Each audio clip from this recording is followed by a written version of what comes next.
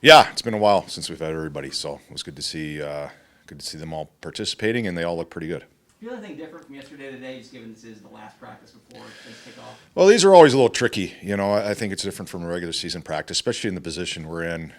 Sometimes your head's already in tomorrow, so it was hard to really get that sharpness that we're looking for. But I thought the energy and the excitement was there, which is a good sign. We talked about this at the beginning of the season and all that. Is this the first day of school kind of thing? You guys have been looking forward to this for 2 months. Yeah, exactly. And there's excitement built up, and we're kind of been waiting and waiting, and we're here, and I think we're ready to go, and it's going to be an unbelievable challenge against a really good hockey team. I know you don't like talking injuries and everything, but the 3 guys that were missing yesterday were here today. I mean, everybody's a go for tomorrow. I think so. Again, we're waiting on Eck, and then Marchie too. Those are two that we'll have to see here after they get off the ice. They look good. But with Eck, we're not quite sure yet exactly with the medical. I don't think he's been cleared yet, so we have to make sure he's good to go. So what does he have to go through? He just has to get cleared, and then obviously we got to check out, make sure with how he reacts after practice today, and if everything's a go, he's probably ready to go. And if not, we're hoping by the end of the week. Your word's not good enough. For the goaltending, have you settled on who's going to be in net for game one? Bob's in net for game one. In terms of, like last year, looking back, it appeared like there was kind of a short leash situation because you did start the 3 different goalies in the first round. Just kind of building off that mentality, the importance of maybe sticking with one guy for a little bit longer. What's the thought process going into the series? Well, Bob's our guy is the thought process, and we're taking it day by day, and I expect him to be Bob, and the discussion kind of thing, till we, yeah. And the workload hasn't been that grand. I am assuming that was by design. Yeah, I think they thing in LA, but yeah, I think they had a plan, and we collaborated all year, and we wanted to make sure Niter got his development time in, and I thought it worked out wonderfully. I thought Niter was really good down the stretch, and I think Bob's been great all year, and he probably needed a little rest here and there, and Niter, especially the second half. I was a little worried in the first half when Niter kind of, he went down for a good 8 weeks or whatever, and Bob kind of maybe got a little bit overworked a little bit, and then Niter came, and they had a nice little combination, little run of routine where I thought they both looked really sharp down the stretch. Is that a problem when it comes to Bob, that he does want to play Yeah, every single game, yeah. and you've got to pull that back, right? Exactly. Obviously he loves to play. Sometimes you have to be the parent and do what's best for the kid, and he probably won't agree with me, but we just have to make sure we had him in the headspace we have him in right now, which is a really good place. And we feel we've done a good job managing his workload, and we feel we got him as sharp as he can be. Bruno, is there a different feel at all? With that plan, is that part of the decision process with Aaron too, that you have to be the parent? Yeah, exactly. I mean, that's exactly. We had to make sure he's ready to go. We don't need setbacks with him right now. Sorry, is there a different feel at all going into the playoffs as a number 1 seed? I think we're just happy to be in. I think we don't really have the luxury to even think about a number 1 seed. I think with this group, they've missed the playoffs enough. I know the last year, I don't count the bubble, but I think they had one other year, at least the Ekblads, Barkovs, and Hubertos, and I think they're happy to be in and happy to have an opportunity to compete in the tournament. And as for the regular season, that was ended on Friday, and this is a new season. You mentioned the excitement. Is there nerves come along too? With Nerves? getting things going for not only for the team, for you too?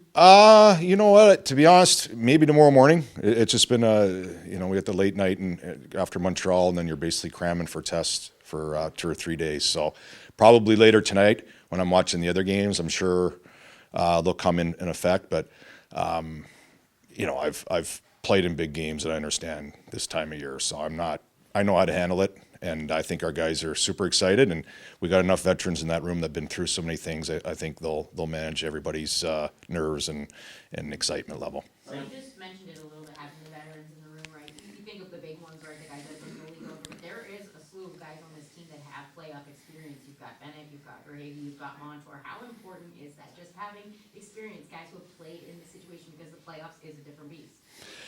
Yeah, I mean it's really important to our group. You got even guys that Atch went to the finals, and Jumbo's been in the finals, and Bob's had many runs before. So we have a lot of guys goods, so they understand I think that's what's kept our group in the moment, in the day-to-day kind of grind. We understand it doesn't matter what we did all year. We understand it matters what we do this time of year. And I think that started last year in the playoffs against Tampa and the realization where we want what they have. And the only way we can get what they have is play the right way this time of year. And this is the time of year to get going. On the flip side of Katie's question, Sam Reinhart's waited a long time for his playoff debut.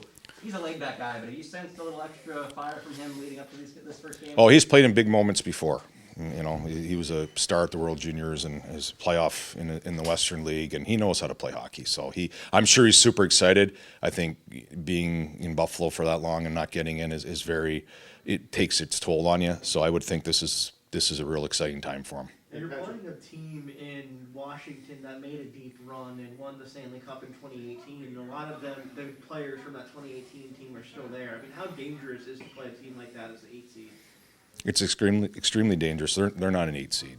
I mean, they're as good as anybody in the tournament, and they have experience, and those are two scary things to go against. So it's going to be a big test, regardless whoever you played. But a team that's won the Stanley Cup with a lot of the team intact, they know how to get it done, and it's going to challenge us in every level.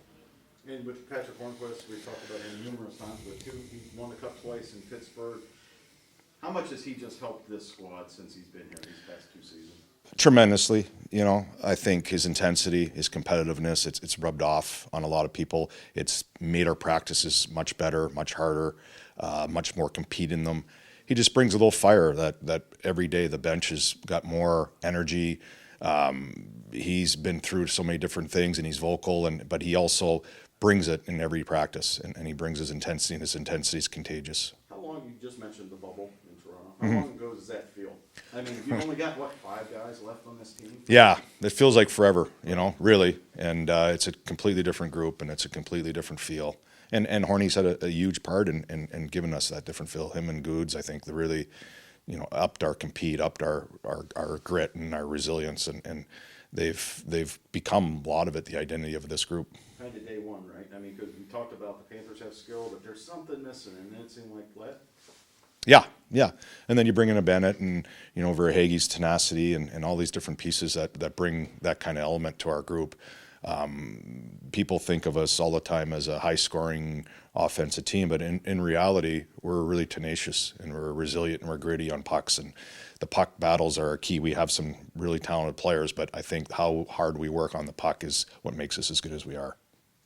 Thank you, everyone. Good. Thanks, Brent.